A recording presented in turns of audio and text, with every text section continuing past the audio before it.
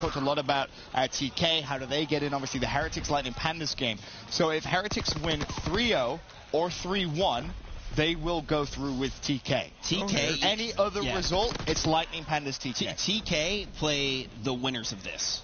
That's how it would work. Would face the winners of Rise versus Lethal and Bracket. That makes a lot of logical sense, because they would play the first place. Wow, then the only question is, what's the flip side? Who would the second place team from We're Rise? going too far. No. Let's go down. Let's go down that lane. I'm curious. But yeah, as for the Heretics game, I know there's a lot of people that they're were wondering. They're up right. on Lightning Pandas. So if there's a potential way that Lightning Pandas doesn't make it in, having beat Team Caliber, wow, that would just be that's the ultimate L of the season. I would be furious. Yeah, I would be furious. I'd be fuming. But speaking about this game, Rise Nation, they had the flag out on the map. This is going to allow them to tie the game. So despite them getting outslayed right now by Lethal Gaming, by the way, look at Super and Teddy Rex. 41 kills between the both of them and just 26 deaths. Great performance from these guys, young players on the side of LG. Yep, Rise are able to tie this one up here 1-1. This is going to be an extremely important map for Lethal. I believe if they want to win this series, they absolutely have to win this map. I don't think a team like this is going to be able to beat Rise and Hardpoint. So this map is pretty much the series. You mentioned the performance from Teddy Rex, 21-12. I want to give so much props to him, right? So much credit. We saw him at the LCQ. This is arguably best team in the game. We can all agree one of top three best teams. They're top two, unarguably. It's insane what he is doing against one of the greatest teams in World War II here is so impressive. And I believe it is his first Call of Duty World Championship. Yep. So you're coming here a lot to prove. My God, are you proving it? A wonderful performance. But to Nameless's point, no, I feel if you're Lethal, you have to win this map here. The chances of you doing this again in a hardpoint, winning a hardpoint, it's highly unlikely. And this is where we're going to see what Lethal Gaming's made of right now. 1 minute left in the final round of CTF. We're going to see if they're able to convert this push into a pull. We see number 6 is going to be Teddy Rex. He's going to have a crucial position on the map right now. He's going to have to pick up some kills to open up the lane. But Super getting a two-piece mid-map. We're going to see Rise just jumping out of the window there. A little bit uncharacteristic gameplay out of them. That's 3 down. Lethal's going to have a push. They're going to get this flag out. But they're running it the wrong way. Why did he realize? Yeah, he turned around. He realized. Zapdos picks up the kill. They're going to be able to get through boxes here. This could be a cap if they're able to win this gunfight against Gunless. Gunless just simply doesn't miss, but the trade comes through. It doesn't matter. Looney there. And you have to think, if the flag was run the correct way off the beginning, that extra 3 seconds, that's basically covered. You probably get over towards sandbags. At that point, you may be home sweet. Or I guess I think all the way free, out. right? I'm pretty sure they would have been out if he went there because Ramby had to sit there and watch his flank for a little bit longer. Right. That prevented him from going to pick up that lane mid-map, which allowed Gunless to get that kill. So it's the minute little things in the map that kind of, screw you over later into the game, and that's maybe the inexperience of Lethal. And here comes a push out of Looney. He's going to lose the gunfight. Teddy Rex. He's still got to win one more, and he's going to take out TJ Halley. Huge plays. Okay, good defensive hold. Gunless, you're going to fall. So that one is going to overtime. Surprisingly. I think a lot of people on paper would have looked at this series and said, yeah, all right, 3-0 Rise. What's the next game on the stage? We've had this conversation so many times on the desk, so far throughout this event where, sometimes when these pro teams are coming up against these teams that they don't scrim against, they don't practice against, not a lot of reps against, sometimes these little timings, these little different times that they have and bring to the table, it's like you're playing a completely different game. It's the world's difference, man. It makes it so difficult when you play a team you're not familiar with, especially when it comes to search and destroy. Like, Rise is a great search team, but when you play a team like that who just does some weird stuff, it's hard to deal with, and we're seeing Rise struggle right now where you would never expect them to struggle against a team like Lethal. Yeah, Revan kind of read my mind. That was one of the big questions that I wanted to ask you, because I feel like a team like Lethal Gaming as well, they kind of embody what that means for one of those teams. Like, this is the team that, as a team like Rise, probably would fear the most in a certain way, right? Because they're a team that thrives in search, and their timings are probably absolutely crazy. Yeah, I mean, back when I played, there's just certain players who it's tough for them to play against teams like this. Like, when I played, I was always a player who I played great against the top teams, and it was tough for me to play against these type of teams because I wasn't familiar with them. When you're at home and you're sat there practicing against, the Luminosities, the Optics of the world, you get used to that play style, and you respect the way each other play, so you don't really make any bonehead plays that are inconsistent. When sometimes teams like this do that, it throws you off guard a little bit, and it can throw off your setup. So this OT is going to be huge. Lethal Gaming need to convert this to a W if they want to win this series. Does it start to be a thing as well when you get caught off guard by one of those, like you call it, bonehead plays, right? A low percentage play that can sometimes yield a high result, like almost like a high risk, high reward type. If you get thrown off by one of them, is that something that can kind of snowball throughout the matchup. Yeah, I mean, one play can determine an entire series. You know, that we've seen that happen throughout World War II, and you just got to be consistent. I mean, it's not a consistent way to play, but you can take down a top dog playing like that for sure. But Rise going to cap in under a minute. Slasher fully streaked out. Lethal Gaming going to have to pull a miracle to win this map. It's over. I mean, I wouldn't say it's over. It is flag tower. If they're able to get like this first blood here, get through, like this is a huge gunfight, and there it is. They might be able to make a push here. I wouldn't count them out just yet. We'll see. It's the street. He's gonna pilot, and then he might die here. Yeah, Push it through Mountain. electric. Rambi has Mountain. He takes out Slasher. He's got more to deal with though. There's a crossfire set up there in the back of the Rise base. Gunless pinches mid. That should be GG. Rambi's still alive though. He does get traded out, and just like we were highlighting in the TK matchup, like when you're defending here, especially on a map like Flag Tower, when you know those spawns are going to pop up right in the back of your base, it's all about just coming out on top of those trades. If you could just make a trade happen, then delay and burn some time off the clock, those are just extra seconds where those reinforcements are going to come in and help you out. But just like we were saying and highlighting with Slasher earning those streaks at the end of overtime, that's going to allow the safety here for Rise Nation as they should secure the victory in overtime against Lethal Gaming. Rise is composed. Slasher isn't the type of player that when he gets streaks, he's going to waste them, right? All of the streaks, you could point at maybe the fighter pilot and think, what wasn't the greatest? The artillery was good, it cut off the lane. The glide bomb was just good pacing. TJ is going to get a streak anyway, not that it matters because it's right towards the end of the game. But to your point, and I think just great composure, right? Yeah. And I think this hardpoint's probably going to go to the side of Rise Nation. They're such a solid hardpoint team, and I've watched Lethal play a few hardpoints here and there, and I don't think they're all there yet, but maybe if they can bring a little bit of that momentum, just that COD Champs fire, they might be able to bring maybe not all there yet, but this is great experience, learning how hardpoint is supposed to be played against a team like Rise Nation. So even if we don't expect them to come out with the victory, like let's say LG drop, like hopefully they could just take something away from that game and learn something about the game mode. I mean, I didn't realize going against Lethal Gaming, we got Gunless right now wearing an anime shirt, so he's frying. They're pretty much dead to rights there. That's when he is at his most scary form, Ben. Yeah, most definitely. And I'm very curious about C. All about Charlie's stream, to be completely honest with you. Lightning Pandas, Heretics. Again, to reiterate, a Heretics 3-0 or 3-1, Heretics TK go through. Any other result, TK Lightning Pandas go through. Basically what you're saying to me is Lightning Pandas and Heretics both completely control their fate. So this is an extremely important matchup right now. Lightning Pandas cannot lose this game too. They'll go down 2-0, and their backs will be crushed against the wall. No, they can't lose. They can lose 3-2 and still go through. Yeah, this is but you don't want to go down 2-0. Of course. I'm just saying, you can theoretically lose and still go through. But for Heretics, you got to get the job done. You got to get it done. And I've seen Heretics go off on USS Texas multiple times in the past. I've seen Sucre going off on this map. Man, this is one like Heretics might be able to do this. I'm going to read verbatim what our producer sent over. In the LP versus Heretics matchup, Heretics has to win either 3-0 or 3-1 in order what I to... just said. Thank you. Yeah. Yeah, well, you guys said you wanted confirmation. Well, thank you for the confirmation. I had confirmation. Okay, yeah, that doesn't mean read out exactly what Ben just said. That says, yes, Ben, confirmed what you said is correct. Back over to the game. Heretics is on the road. That was confirmation. That was verbatim confirmation. I had confirmation from Legos before I said it. I could be a lawyer, man. I know what I'm doing. Not sure about that. I would never have you. Nevertheless, Heretics is on the road to this 3-0. They're up 2-1 here in the search and destroy. And like the player I brought up, Sucre, he's got that sniper out. He's been going off with that. However, it is worth mentioning, go back to the LCQ. Lightning Pandas in their game to get to champs. What happened? It was that crazy, crazy series. They go 2-0 down, and they saw that reverse sweep, and then ultimately they get it in 5. That's just not happening multiple times. It can, but like... the 100Sniper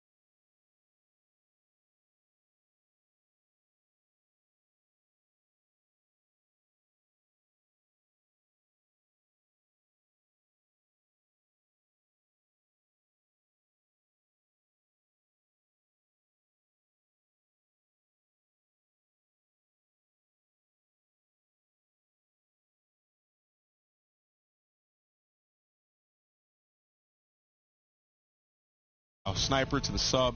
Guy's a beast. He made it into the top 5 yesterday as well, so it's not like he's just coming out. We'll see him again. Yeah. I mean, that's the thing. You should have heard when we were recording that top 5, everybody just trying to make sure that we're saying the name right. Like, this is a new guy to a lot of people here, and he's making waves. And it's not just today. It's not just that one play. It's not just yesterday making it into the top 5. He's being consistent this entire event so far. Crucial round. I'm just glad as well that you're getting a good international presence as well. I think that's key, right? Like, these guys have worked so hard all year. We haven't really seen them too much, or as much as I personally would have liked. I think they're a great team, and now they really have that limelight. Yep, shout out to the COD World League, man, providing these teams the opportunity to improve. There's so much opportunities this year, and we see teams taking advantage of it. So if you're a European aspiring player at home, look at these guys and do what they did. Yeah, and don't forget that Giants almost qualified as well, so we almost had 2 teams from the Spanish scene represented here at the Call of Duty Championships. I mean, the one thing that I love about watching these 2 teams play is the amount of passion that they bring to the table. I think we've seen it for so many years, like how much they truly wanted it and how much it really means to them. This would be massive, not only for the Spanish scene, but also these Heretics players. Me and you mentioned, of course, the beginning of the year, Spain went up. They had their own league. It was amazing to watch. Their casters are here. They're over towards the right. warehouse down there. They're doing a great job. Phenomenal community the Spanish have out there, and now it is truly amazing to see what their year is coming down to, a potential chance to get into bracket play, something that not that many people really would have expected when you looked at that group. I think everyone kind of expected. I've been saying Heretics all year. Every time I've seen them, I've said this is a team that can cause upsets. Now they really are showing you exactly what they're made of. You've been right there with me saying Heretics, they can cause these big upsets, and if you underestimate the squad, they're going to make you pay. Yep, and did anybody see that snipe out of Sukri in that round? That quick scope on the B Street, it was absolutely disgusting, opened up things for his team. Exotic picks up his first 2 kills in that round, but they end up losing it. 4-1 lead for Heretics. They run away with this one, man. This is going to be a heart-wrenching loss for Lightning Pandas. You start your entire champs off the best way possible. Beating big grudge. Big grudge match. Reigning champs come through. You beat them. And you're thinking, we've done it. We're going to go through. And then your last game, you just don't make it. But that was also the question with this Lightning Pandas team. It was like, which was the outlier? This performance, or was it the LCQ performance? Fair. Which one's the outlier? Obviously, this has been a team that's been right on the cusp, but we still didn't get to see that much. Definitely want to keep our eyes glued to the screen right now. It's also worth mentioning, obviously we said, Lethal Gaming, they're not going to be rising a hard point. Well, they do have the lead. Admittedly not a massive one, but it's still a lead, 76-37 as they try and force a game 5. Brash has just put their hands all over Tainted Minds in that CTFR and Forest 5-1, and there's some complimentary teabags coming through as well there. Don't see that every day. That's going to be compliments from the United Kingdom. Yeah, right. With love. But really, it's that Heretics Lightning Pandas game. That's where your eye should be glued. To me, it's huge. Massive. Again, there is a potential way where Lightning Pandas can lose and still go through, but it would have to be a 3-2. Obviously, you just want to win. Just guarantee yourself through. What about this performance out of Heretics on USS Texas? Being up 5-1, like I expect them to be a solid search and destroy team, but just crushing Lightning Pandas like this. Wasn't this their Game 5 map against TK? Was it Texas, or was that their Game 2, Heretics? I think that may have been their Game 2. Their Game 2? Okay. You don't quote me on that one. I know that they played this map. I wasn't sure if they wound up losing the series on it or if it was one earlier on, but it's certainly something that we've seen from them already in this tournament. And Sukri with the sniper, he's going to miss that one, and just a quick repossession from him. But, yeah, the ball is in their court. They have a lead. They have a lot of rounds to play with, and they can certainly dictate whatever happens on the map. And I think we're about ready to jump into our matchup here on the Alpha stage as well. E United versus Splice. If you want to watch any of those games, though, Bravo, Charlie, and Delta, they all have their own individual stream. You can jump in and watch all the coverage there. Heretics, though, just took that 6-1 on Charlie. Yeah, that puts them 2-0 up. And, we're talking about all the different kind of results that could mean who goes through. Luckily, Revan, the next game is pretty black and white. E United versus Splice. Winner goes through, loser goes. Simply put, at that, and it's going to be a London Docks hardpoint to kick things off in this series. This is one of E United's best hardpoint matches. We've seen it from them time and time again. Persini always finds a way to go off here, and it's going to be Jerd on the side of Splice that has to find an answer, find a response, and shut that player down. Splice with one of the most inconsistent years you could think of. They've been in grand finals, they've been knocked out early. For E United, it's just been, I don't want to say average, it's been at the top level consistently. Now, though, they find themselves a must-win game. Bance wanted to start with the sniper rifle. Isn't going to work this time. Imagine he's going to change class pretty quickly. But for Splice, all could be forgotten if they could go on a big run here at Champs. And it's Josh starting off strong with a nice double kill, looking for more. Double kill gives him control of the water sheet as well.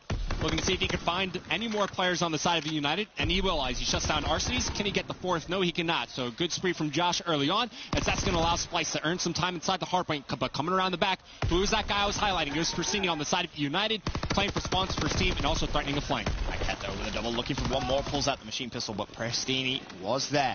Now, keep your eyes on that main street. There's a big duel going on. Bance actually wins it. He is going to give Splice a little bit of hope, but he recognizes he hasn't actually won control of the spawns yet.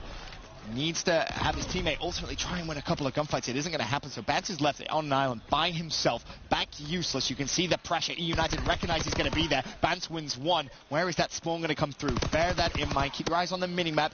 Overall, Bance does the best he can, but Prestini now with streaks. Yep, as he secures kill on the Bance capture points, gives him enough points to earn that glide bomb. Just enough to spot Bance over towards the mid-street, but you want to earn more. Unfortunately, overstays his welcome over towards that gate cross, but at least it's still a glide bomb to work with. As United, they're going to start to build themselves a lead, but we see Splice as they start to spread themselves out on the map. Two through the gate cut, but the player coming through cold, that was Bance. He wasn't ready to pinch on in. That was a little bit too premature for Splice to start that pinch, but fortunate for them, it's Mad Cat staying alive in the back for spawns, but here comes Clay. Here's spawns with two of his own. There's Prestini chiming in as well, so it looks like this Splice push to break into the hard point is going to fall flat, and now as we look ahead to the next hard point, you have two E-United players already with early position. And this is a big problem, because Clay won the gunfight for scrap. They also, as you said, Revan, have the early rotation. E-United could do a whole load of damage here as Arsenes finds one, looks for the second. It's going to be Josh. Ultimately not going to find it, but Prestini, he's sneaky, sneaky man. Two players inside their hill. Is he going to be able to at least pick off one? Has them both weak. In fact, there's going to be three players there now, as Prestini just fighting by himself. Just for a few moments as he waits for his teammates to rotate towards him, but Splice so far with the early time. And it's a great job by Persini. In this situation, he's micromanaging three separate engagements. Wins one, buys time for his teammates to rotate on over. And now it's Clayster who's starting to get the hot hand on this United lineup. He's on to 4th Street. Persini somehow still alive. Keep in mind, he was fighting three players all by himself. Clay now with a glide bomb to work with and looking for more. Honestly, you could see a situation where maybe on the rotation, dependent on spawns, he may actually invest it. They do have two, but now he earns the artillery barrage. He wants to push out, try and secure the third. He's going to get information from that first glide bomb. One player running for their life, scrambling away. It was Jerd, and he has got away. Too. Persini's dangerously close. He's like 50 points away from the glide bomb, but all he's on Clayster here as he gets fully streaked out. On a 5 streak was just an 11 streak combined between all these United players currently still remaining. As Bell trying to secure spawns. Big engagement there on the Jerd, but he gets quickly traded out. Meanwhile, it's Persini, just like I was pointing out, 70 points away from another glide bomb. That's why he decided to use his initial. Streaks on streaks for E-United, but it's been scrappy.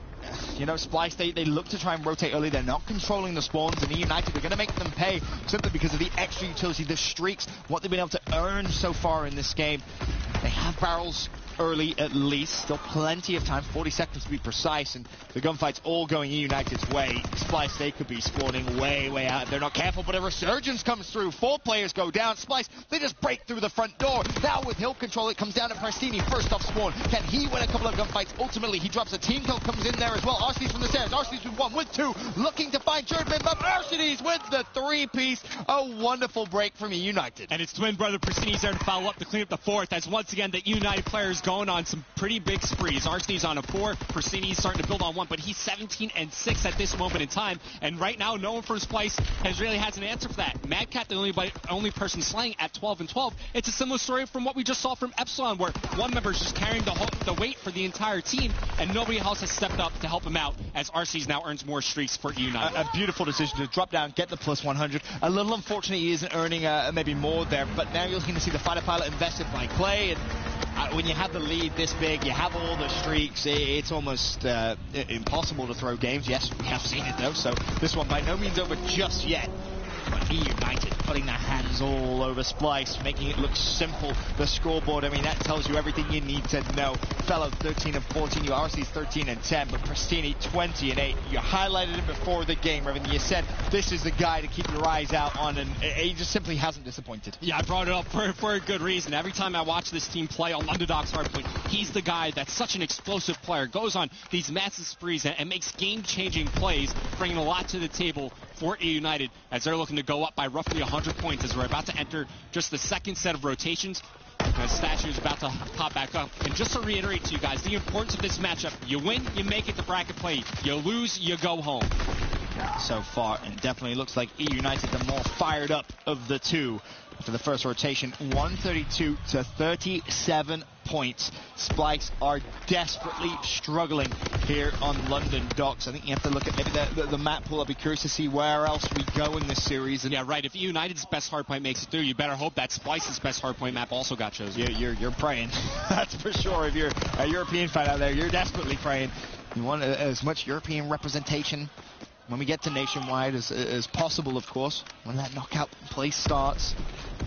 But for now, it is all E United. And again, Prestini, 24 and 12, double positive as it stands. RC's not too far behind at 17 and 14. Clay had a spree in terms of stat line, 15 and 11. Fellow even at 17-17.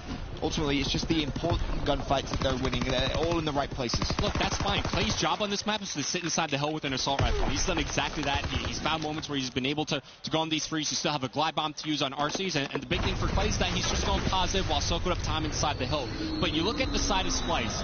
Has Bans picked up his controller, 12 and 20? Josh went on that massive spree early on to kick off the game, but he slowed down massively at 14 and 22 as the slang just not here for Splice, and that's what's allowed Unite to build this now 101-point lead and growing as they take control of the Main Street hardpoint. Once again, it's the streak. The first glide bomb comes through, it breaks it. You then have a numerical advantage. You can just out-trade a little more efficiently. And again, it's just when you're earning so many streaks, it is so easy. The problem is for Splice, they need to contest the final 18 seconds, but they also need to worry about the rotation. And if you're Prestini, you think, all right, well, I'll take this fight, 10 seconds. I'll see if I can manage to cause a bit of a ruckus. Ultimately, he decides to leave Madcat by himself. The big fight for the new hill currently going down. It's Fellow, who's in a 1v2, play there for the support. Jerd now left a few seconds later. Try and win this 1v1. He's going to be tagged up. Throws up an 8. Wants to go for the challenge. Fellow having absolutely none of it, but the trade goes through. No one in the hill currently. It's a foot race. Vance should be there in time to contest against Prestini. Clay in the window, though. For United, this is perfect. Bleed the clock. Look at the time, Revan. 1:47. Absolutely, and this is where Splice have to make a stand in this game. This is the money hill on this map. You have to break in, and you have to lock it down for your setup, and then secure the rotation towards the next hardpoint. These are the next two. You can chain them together and rack up a lot of time. It's the exact opportunity Splice need to come back in this game, but unfortunately, they find zero footing inside the hardpoint. Those openings they had a little bit earlier on, as the hardpoint was just popping up, no longer there. Meanwhile, it's Prestini. He starts to go back on a spree. Meanwhile, he's still double positive at 33 and 15, looking to re-earn this glide bomb. Simply has not slowed down. A tremendous performance from him and everyone else really from United right there with him. We talked about Clay being relatively even, 21 and 14 now. RC's 23-21, Fellow 22-22. Just a great team effort so far from United. Yeah, absolutely. These other three players, I touched upon it a little bit when talking about Clay, they just have to do their job. Fill in the gaps on the map and do what you're supposed to. Because now it's going to be Splice. As United hit that 200-point mark, you're certainly looking up and you're like, well, we got a ways to go. 130-point deficit is what they currently face, but they need to make a stand and they need to make it happen soon if they want to find a way to win this map number one. They keep playing like this, I don't see them winning. I mean, you're looking at a massive comeback, right? Assume you get the scrap time here on barrels, you're at 110. You're still down 90 points. You then think you've got Crane to Statue to Main Street. Really, the money hill there is going to be Main Street, right? But you have to get there somehow. And to get there, you have to deny United 50 points. Even if United split 50-50, damage has just been done, Revan. It's not possible. That's why you don't see that many comebacks. Pristini's about to get his 40th kill, 30 and 20. By far and away, the lead slayer in this game. And not only that, he also has a minute 10 seconds inside the hardpoint. And who is it from Splice? He's not been able to do that whatsoever at 22 and 29, -7 with only 16 seconds inside the hard point. Nobody from Splice has showed up to play here in game one. They're currently still down by around that 100-point mark. And it seems fitting, almost, right? You think about United's story throughout the year. Prestini himself has raised his hand and said, yep, I've been an issue, right? I haven't been playing properly. I need to work and improve. Well, when push comes to shove and it's crunch time for E United, Prestini is stepping up in a massive, massive way. Almost 40 kills in map 1. He's probably going to end on that 41 or maybe even above. Because E United just need 30 more points. Docs Crane, they can't win it here. But by the time they rotate to statue, it's going to be over. Funny that you bring up that 30 number, because that's the exact amount of kills right now Spice are getting outslayed by. So just 20 more points for United to close out this map 1 in emphatic fashion, as Spice 99 points under that 100-point mark. United, you know for sure, right now in their comments are saying, let's 100-point club them. Don't take your foot off the gas pedal now. Fortunately, as that new hardpoint pops up, Spice will just barely get over that 100-point mark. And at this point, they're laughing, saying, doesn't matter, we won anyway. So what's map 2, boys? What are we doing? I'm sure they've probably been talking about map 2 for quite some time, to be honest with you, Revan, because this has not been close in the slightest. As Clay looking to find his second. Down low, it's going to be Jerd. Not going to happen just yet. Of course, Spice holding on for dear life. It's like a Band-Aid. You just got to rip it off sometimes, Revan. You know, it's all good and well just hanging on, but you know, the inevitable is surely coming in, and if it doesn't, I mean, just look at the time, right? 43 seconds, no one on the hill. It's ticking down ever so slowly. But for Spice, unlucky from map number 1. You can't even say unlucky. Poor phrasing on my part. Outplayed, simply put. E United, the better team on London Docks, and to your point, we don't know what the map cycle is going to be, but if London Docks is going to go through, you better pray Spice have a good hardpoint coming up in map 4. And just like that, the Band-Aid is going to be ripped off, and the stakes, they are simple here, friends. They are playing for second place in their group. Sween has already topped it. Whoever takes this gets that second place, and the big plays that came through going to help them get closer to that goal. When we look at E United, the scuff play of the game is going to be Arcedy's here, grabbing a 3-piece, and you know, it's him and his brother who definitely come up big in my mind, Revan. Oh, without a doubt, Prestini went absolutely off for E United throughout this entire game. But here you go, eyes on Arcedy's. This is when E United are about to break in that 100-point mark. Spice, they're looking to make a hold to secure the scrap time, but Arcedy's has something to say about it. Bance and Madcat shut down from behind. Jerd from the front. A good speed from Arcedy's. I believe Heron's a glide bomb at the end of this.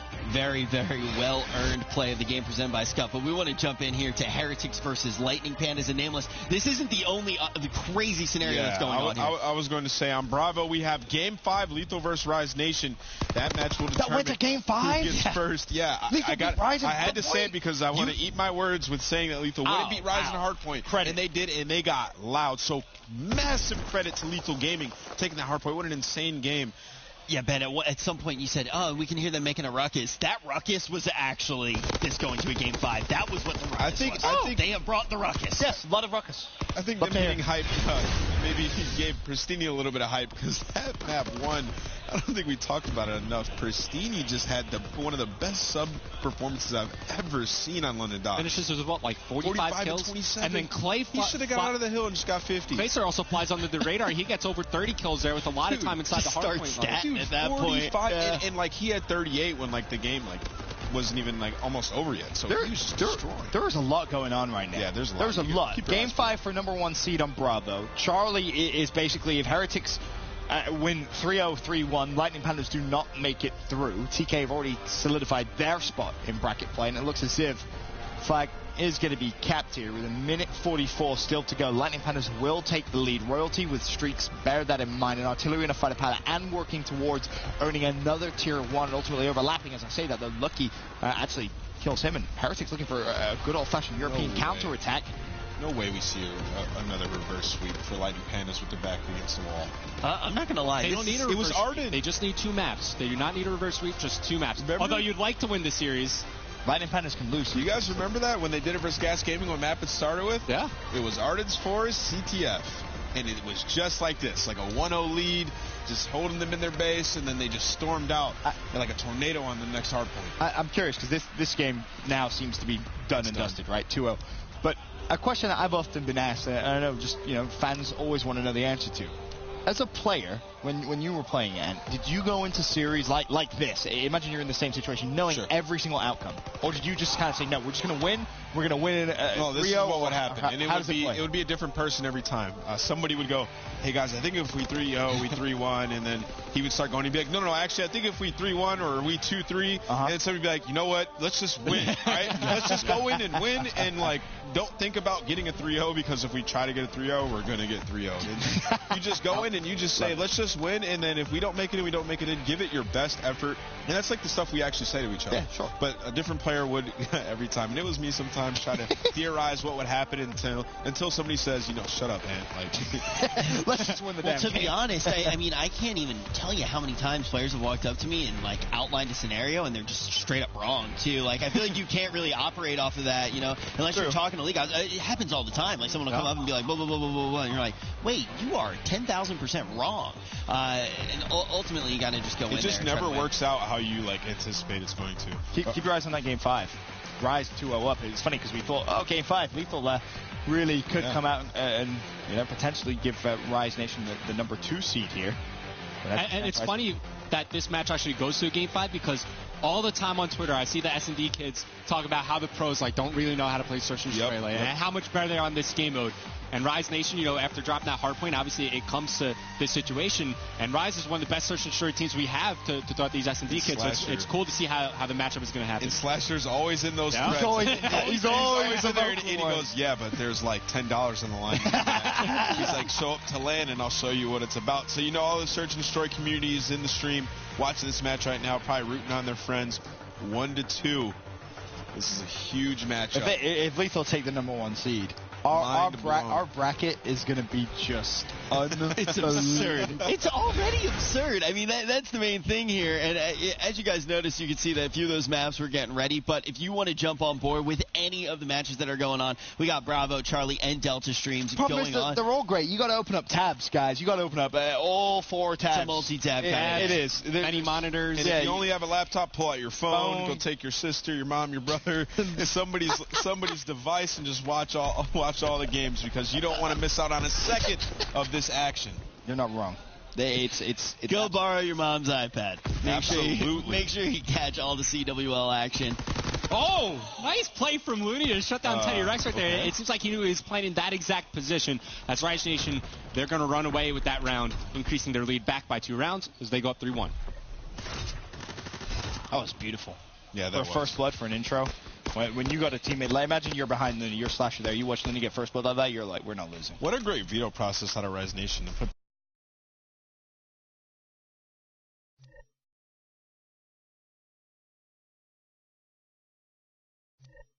them on a map like Arden's Forest. It's pretty straight up. You can't really get too tricky with it. The snipers especially for game 5. Absolutely. And when you utilize your smoke grenades well, snipers don't really come into play that much on this map. So Super's not going to be able to run that and get a bunch of picks. So I like this map choice out of Rise Nation.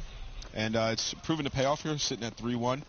Look like we're going to see a quick crazy kills like gunless, but 2v1. 2v1 situation. Still very much in their own hands. Though, when you have that top control, he's got to pick him right now. Yep, and there's the round. And I love it. Every round, Lethal win. You hear him getting loud, trying to just keep that morale up because it is fast. It is tough. I mean, you're thinking, how many times have these guys been in this situation at a LAN event? Yeah, at a LAN event, not a lot. Online, probably a lot. I don't care what you say. LAN is very. You can tell the jitters weren't really there. They just charged straight up the middle of the map. They're playing really confident, and that's what I like to see out of a team like this. Exactly that. I think going 2-0 early in groups just gave them that confidence. I said it a little earlier. You got to play how you play at home. Zone, you have to. If you play any different, you're just screwing yourself. Yeah, you got like a buffer though with how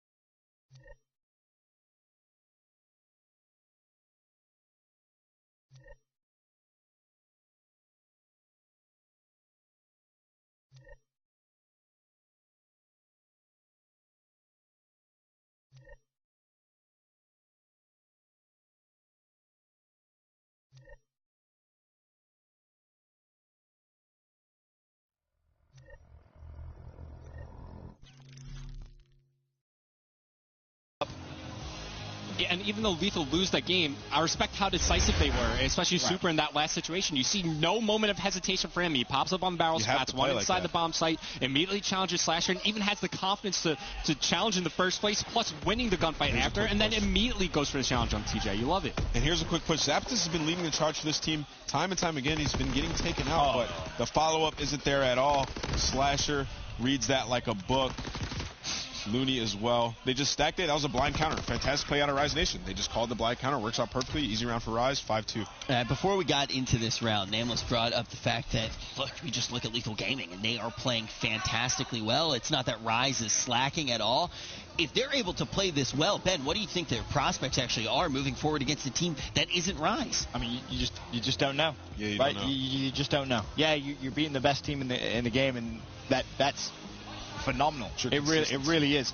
But there are other factors, right? Number one, consistency. Number two, nationwide. It's a different ball game. It really is. But I think as long as they can keep their search and destroy, it's funny because we had this conversation on Trading Shots. S&D wins championships, and the big argument was traditionally at champs it hasn't. Whereas you can look at Call of Duty history and say, well, it is important, right? Those Game 5 victories are so crucial. And if you have a team as good at search as Lethal are, then yes, they can definitely make some noise. I mean, they just beat Rise in a hard point. Let's not forget. Like why are you challenging that? Like that's my issue is plays like that, right? When it gets down to the crunch time, they get that first blood there, and then Teddy Rex, it's 3v3 situation. He's in Bell, and he just over peaks and dies. Like you just can't play like that. Those are situations that are going to cost you a map. But Lethal Gaming got to hold their heads up high, fighting really well in that series, taking Rise. And that's a ton of good experience. A ton of good experience that you've just been able to get. Like I said, you beat Rise on a hard point now. You've got to feel good about that. Yes, you lose the Game 5, but it's a stepping stone, right? For your Call of Duty World Championship experience, stepping stone, right? That's how it has to be kind of approached, and they will go through second. Rise will take first in their group, which sets up some interesting matches. But again, now really keep your eye on Charlie. If Heretics win this map, they go through. If Lightning Pandas win this map, they go through. Not just Charlie. Look at Delta as well. Brash is on the reverse sweep here against State of Minds. We have good games going across all the streams here at the Call of Duty Championship. That doesn't mean anything. It means something to them, Ben. Great. Well, I want to know who's making it to bracket play. Lightning Panda's coming out with the Lightning here in this game number 4. Yeah, look at him. Let it flow, guys. Let it flow. Oh, wait. I just realized you're no longer Spider-Man. Oh, wow. Just noticed. I literally just noticed. And now I'm Venom now. A little. Oh, okay. And officially feels the heat that I get every day of my life. Every day. I thought you looked nice. I thought you looked handsome. Actually, I know you ran in the building. I know you did. Ran in the building. But Lightning Pandas here. They're up 124-50. So Heretics desperately need a comeback here, trying to hang on. They need to win this, right? 3-1? Absolutely, yeah. They need this map. I was about to say, Lightning Pandas win this map, they make it through. Yeah. It's all down to this, the St. Marie du Mont hard point. And, we mentioned, Lightning Pandas reverse sweeps. They were 2-0 down. And now they force themselves. Why? Why, Lightning Pandas? Why do you put yourself in this situation? Time and time again. They like to make it interesting for the fans at home. Maybe they find it fun. Yeah, that's what it is. You're going to run out of gas. Year. At some point, you're going to run out of lightning, right? Yeah, that's how that works, too. Spider-Man, a Leatherman, champion, Greek god. And now, see, here's the gas that I needed. Also, keep in mind, this day is going to get crazier as we go on. We have Ghost Gaming and Mind Freak, which is going to be an insane matchup to determine who's going to get top 2. And let's not forget, we still have United Splice. Only one map done there. Waiting for that one to waiting for that to get ready, yeah. It is worth mentioning, though, if Goonjar gets streaks here, you feel like that could be just enough to put Lightning Pandas over the edges. I say that, though. Curse of the commentator. Methods shuts him down. Methods with a double, actually, in the hill. 2 seconds, so ultimately not going to get too much time, and it is Lightning Pandas with a spawn for Winery. They need one wave. If they're able to get this first wave here, it's going to be extremely difficult for Heretics to make anything happen in this game. Goonjar going to take out Methods, trying to push around for that spawn. That was a big kill. And now all they have to do is kill the players funneling through the front, but Heretics picking up some kills there in the front area. Goonjar is going to have to try to get one, help his team out a little bit. He should be able to take him out. No, Heretics breaks on through, picks up 4 kills. Fantastic at Heretics is a crucial hill. That lead was extending pretty far for Lightning Pandas. That's just really unfortunate timing for Goon right there. You can see what he's trying to do, cut off the reinforcements coming in from the front. while then trying to flank the back. He knows his teammates are going to spawn up over towards back ammo, but just unfortunate timing in that situation for him. And if you want to stick with that stream, of course, it is going down on the Charlie stream. We need to turn our attention back to E United versus Splice. E United going to be leading by 1 in the series. It's been a little while since we checked in with these guys, but the search and destroy getting started right now. Oh, it's Valkyrie. Splice are not winning. Oh. Remember, they went like 0-9. They're like 0-9 on this map. I remember that, but it's good to see you have faith. I don't have faith. They are losing this map. Okay, well, we'll see if that will be true, statistically speaking. Where's Marky B? Does Marky B know these stats? Marky B, he's watching the game. But good start, good round 1 at least so far. 4v2 situation. As I say, that Prestini makes a 4v3. I'm going to keep you verbally updated at least with the action over in Lightning Pandas. Again, you can pull up a isolated stream if you want to watch that action. It looks as if, though, Heretics, they did so well, Revan, but they fall just short. 201 to 102, the current score there. But in this one, 2v3 situation, Prestini looks to try and level it out, but Fellow left in a 1v3, 20 seconds left on bomb. This is almost impossible.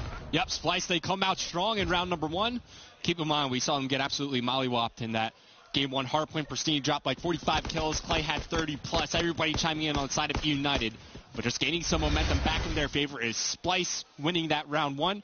Could be something that they start to build off of, but I also brought up a little bit earlier, traditionally and statistically, throughout this game, Valkyrie Search and Destroy has been Splice's worst Search and Destroy map. Not a good map, too, then, in a series where everything's on the line. Yeah, you need to win to get to bracket play, and it's strange that we're in this situation with these two teams, because you have to think it'd be a tragic way to end your year, not making it to bracket play for both. I mean, I think you expect the United to take it, right? You expect the United to take it, but you know that Splice do have the potential. Like, you can't just write them out straight there and then. But either way, if that's how your year ends, you've got to feel bad for one set of these 4 players. As Prestini picks up the snipe on a Jerd, now a 3v2 as Bans finds a pick onto Clay, and Prestini somehow scrambles away with his life. And it's important that he stays live here, because now he knows that Mad Cat is very far removed out of the situation when the action is going down inside the ventilation room. So man advantage still remains in favor of E United, as they're just looking to play for information. The longer they know Mad Cat is towards that back operations bunker, the more time can be burned off the clock because he's so far away from the bomb. 2v2. 18 seconds. Splice looking to make something miraculous happen. Fellow will fall now. Mad Cat almost has to hop on the bomb, and it comes out of Bans to cover the angle. Now they know exactly where Prestini is. All he has to do is find the pick onto the bomb planter. Doesn't have the angle. Splice say, Revan, throw your stats out the window. 2-0 lead. Hey, listen, I don't mind being proved wrong. Don't mind it at all. Everybody has some shortcomings every now and then, but Splice turning up to play. 2 rounds played means 2 rounds won for them, especially in that round where, like I was pointing out, Mad Cat was so far isolated towards the back operations bunker, and United had a good spread. Lots of information gathered on the map. It comes down to the fact that they don't have that bomb planted towards that storage bunker window. Prestini, the last member remaining with the sniper rifle in hand, you figure that's the exact position you want that bomb to be planted, and it's none other than Bans shown to play here for Splice. It's been a rough year for him so far, but 5-0 here with the bomb in hand. A chance for him to gain more progression towards that glide bomb. The assists will do as well. I'm sure he's happy with that. Get that bomb down. Oh, well, that can't happen. Steez, a free kill. It will be traded out. No streaks earned, though. 1v3 again for United. To be honest with you, Revan, Splice making this look very, very easy. Yep, so far. Still early on, though. One thing I would like to see in future rounds for E United is Prestini putting down the sniper rifle. It's not the fact that he's not picking up kills with it, because he has 2 with it. It's just, you know, when he's left alive in these 1vx situations, like the sniper rifle, not really the weapon you want. Plus, you figure the aggression that he brings to the table is exactly what you want on a map like Valkyrie. Just being able to either open up lanes or find that late flank in the round to make a round-winning play. Lots of, you know, untangible things that Prestini brings to the table here that you just don't see him bring to the table when he has a sniper rifle out. There was a lot of noise at the end of that round. I can tell you that was Lightning Pandas. They did take map 2. They force a game 5, which ultimately the result does not matter. And looking at the players, I'm not sure if they know it themselves, but they have qualified. Well, we were just talking about it. Sometimes you don't even want to know the exact situation, right? You just want to come in, handle business, and walk with the victory. But back to Splice versus E United here. Is Bans kicking things off for the 5 spree. Now his teammates are chiming in as well. Jerd, Josh, and Mad Cat all on 2 sprees of their own as the bomb gets planted, but Bans finds first blood. Well, that was some good shots through the smoke. Managed to tag up both players. Time is ticking now. For Splice, they need another retake. over towards the site. Only be able to get there. Clay trying at least to stay alive now as two Splice players push him completely out of position. As he readjusts, he realizes he's now left in a 2v4. Ultimately, now a 1v3. Sticks Josh just needs to stay alive. Well played. Now the 1v2, 15 seconds. Do you anticipate someone to be on the bomb? They're pre-aiming the window. Clay just has to kill the diffuser. Madcat, can he cover Jerd? There's a couple of shots. Madcat, you have to challenge. You should be saying that you're weak. A little scary for a moment. I think he was worried about his own streak progression. He didn't want to completely bait out, but in those situations, you at least got to force Clay's all the way, maybe to get a little bit messy. A quick jiggle peek here or there. Try and drag that kind of red dot away from Jerd defusing the bomb. I wonder how much health Jerd had remained. I don't want to know. At the end of that round, would it be one more bullet, two more? Because I think it was also going like through the middle of the ventilation room. Yeah. But regardless, let's bring it up. This has statistically been Splice's worst map, but they're off to such a strong start here. 4-0. United yet to find any sort of footing in this game. Maybe they turn it into their best map. I mean, 4-0 into United.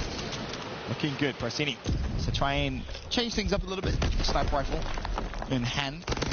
Turn the tide here for EU United. Of course, by no means is this map over. The 4-0 lead can vanish just as quickly as it was solidified. Clay turns around to the 4. Trade comes through from Josh. A double. Can he find the triple? Almost. Prasini with a snipe. Bomb was planted throughout all that commotion, and Jerd's now left in 1v2. For streaks as well. Oh, just one kill would have done it. They shut down Jerd. They shut down the streaks as well. As United find their first round here, and maybe now it's their turn to start to build some momentum here in the search and destroy. Just to keep in mind how that map 1 played out, United dominated. 250 to, what was it, like around 100, a little bit over 100 points, with Pristini dropping around 45. Clay 30 plus. So the slaying and the respawn definitely massively in favor of United, but here in the search and destroys, it was Splice off to a 4-round lead before United win that 5th round and put their first one up on the board. And I know it's still a 4-1 lead, but you feel like this next round for Splice is pretty important, right? You want to keep that pressure on, keep that momentum rolling, make it 5-1. Because at 4-2 you think, okay, hold on a minute. Then all of a sudden it's 4-3. Then you're tied up at 4-4. That's what the player sees, peeks, and he almost baited into that accidentally. First blood ferocities, and he gets away with his life as well. So no trade coming through. Man advantage in United's favor. Yeah, that's a big thing because he's using mountain scoped, right? So that grenade definitely could have connected. Clay finds the second kill of the round, and now you're starting to see United find a rhythm here on this map. It's all down to Jerd. A 1v4 for him, but he's certainly a player capable of it. You've seen it from him before in the past on the biggest stage. This is a player that usually rises to the occasion for Splice, but not this time around. Clayser finds the kill as it's a perfect round coming out of United. 2 in a row for them. Clay with the final pick there onto Jerd. He got 2 kills from that position, so Jerd was anticipating it. Just couldn't get the shots down. 1v4s, of course, never easy. Extremely, extremely difficult. United, though, 2 rounds in a row. One more, and you start to think it's spiraling out of control for Splice. You have to get the momentum back. They started off so well. The pace was correct. The trades were there. Clutch, of course, the clutches were there. Not really misplaying at all. Now they go back on the attack, and it's as if maybe that bomb's heading over towards kind of a long A play. It's going to be a blind counter here from United. Aggression right through that B bomb site.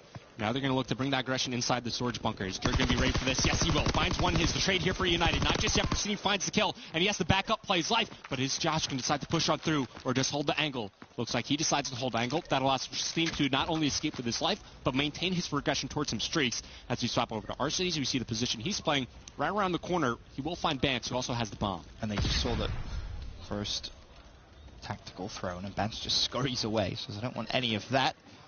Very difficult line of sight to try and beat there. 3v3, 40 seconds left, and at this point Clay's thinking, all right, well, is there a potential wrap to be here? And he's been very cautious of it. Of course, Josh is the player just kind of watching that bomb, making its way in towards A, though, and Prestini, almost with great timing. Will he find a pick? Yes, he will on Madcat. That now opens things up. Bear in mind, 650 of 700. He realizes it's scrambling away. Actually gone into the site, and a little unfortunately, he will fall 2v2. Because they had no information actually inside the ventilation room, they had no idea that Bance was there. And just like I pointed out, Bance also has the bomb. Now looking to lay down the objective. Clay with the storage bunker window, looking for the line of sight. 1 kill is all Clay needs to make here. 1 kill maybe on that bomb planter. Shots now being fired inside. The bomb will get planted. And now Clay left in a tough position. A 1v2 for him. Josh did just... The car's on fire. Clay has to back away. He realizes it, though. it explodes, the hit mark comes through, and Josh could actually go for the flank. He's been set up perfectly. Instead, he just wants to hold the angle. Vance is going to call it out. Now Josh may spring into life. Instead, no one wants to just cover the angle. Clay, he's reading it very, very well, but he has to find the kills. He has to find them quickly. 24 seconds left again. Josh still doesn't want to go for that flank just yet. Clay dancing with fire, and Josh is going to pay the ultimate price. Vance peaks one final time, but Josh did enough damage for Clay to fall very, very quickly in the hands of Vance. Splice put themselves at that point. Yeah, Josh got absolutely melted right there from Clayster, but Vance was just playing that position to perfection. Jiggle, peeking, not giving up any room to Clayster to find that kill. And it wasn't looking good for Splice in that round, but they're able to bring it back. They also shut down Pristini from earning those streaks as they stop the bleeding for now. But Splice now on that point. Can they find a victory here on Valkyrie Search and Destroy? Huge. Tie up the series one apiece. You then go over, of course, to the map 3 CTF. Where anything could happen, that's for sure. Looking at Clay, though, at the start of this round 8. A couple of players from Splice lingering over towards that A site. One, of course, over towards B. And Josh is thinking about maybe being a bit aggressive there. Number 3 on the minimap. Keep your eye towards that B site. Doesn't want to push through just yet. Matcat holding the angle. Of course, he was baited into challenging earlier on, and Arcee's actually managed to find a pick against him. But Josh draws first blood against Pristini. That's big for Splice. Yeah, absolutely. Pristini's been the big performer so far this map for United. And as Arcee's looks away from Operation Bunker, that's exactly when Matcat decides to peek, gets out of harm's way, and now Splice in prime position to close out this map. 6-2. They had the man advantage. Up 2 people. It's down to Clayster and Arcee's here. Can they make it happen? Can they bring it back for United? There's one. It's a good start. But there's the trade. But yeah, not the best ending potentially to this round for United. Arcee's 25 seconds. Of course, he has to plant the bomb as well. Spots Matcat. He knows he's playing that side, but can't even find the kill. Doesn't matter. Convincing win map 1 from United. Convincing win map 2 from Splice. 6-2 on Valk. What was a just tragic map and game mode combination statistically for them. They throw the stat book out the window. It doesn't matter. They tied things up in this series, which again is a win and go through to knockout play, a lose and go home. We'll be back with game 3 after this.